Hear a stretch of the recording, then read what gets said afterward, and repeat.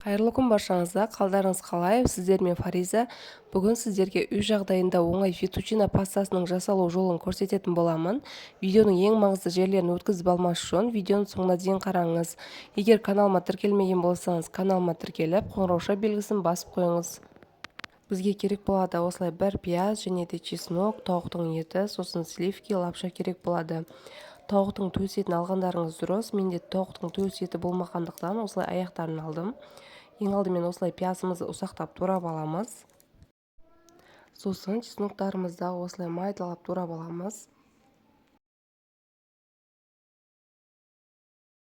Келесі бізде тауықтың еті. Негізі тауықтың төс етін алғандарыңыз дұрыс.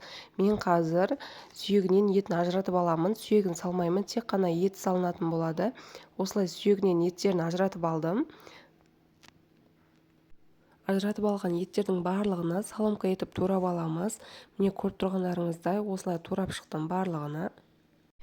Енді табамызды газге қойып, ішіне май құйып, алдын ала қыздырып, алдын ала турап алған тауық еттерімізді қуырамыз. Тауық еттерін қызартырып осылай қуырып алдық. Енді үстіне пиязымызды салып, тағы да қуыратын боламыз. Сосын үстінен 1 чайна ложка тұз саламыз. Дәміне қарай тұзды салып, жақсылап араластырып, тағы да қуырып аламыз. Сосын үстінен жаңа турап алған чесногымызды салып, араластырып аламыз.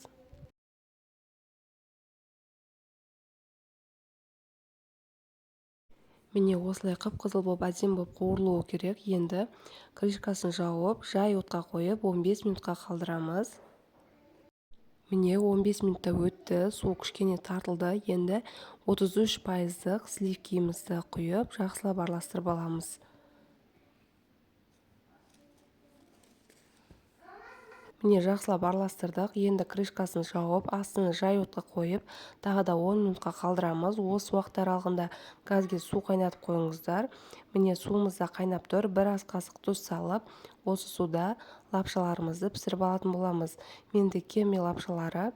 Егер сіздерде кеме лапша болмаса, арнайы пастаға арналған фетучино лапшалары бар, соларды да қолдансаңыздар болады.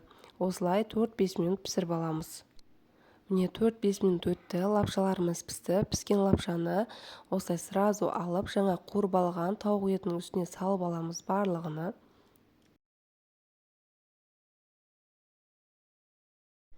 Міне лапшалардың барлығын осылай салып алдық. Енді салған лапшаны осылай жақсылап араластырып аламыз. Сосын үстінен алдын ала үккіштен өткізілген сыр салуға болады. Сыр міндетті емес, қаласаңыздар салмасаңыздар да болады. Міне тамағымызды дайын болды, өте дәмді болып шықты. Менің отбасыма қатты ұнады, жасауға кеңес беремін. Жасалу жолы да өте оңай. Егер менің осы видео рецептім ұнаған болса, менің каналыма тіркеліп, лайк, комментарий қалдырыңыз. Қош сау болыңыздар.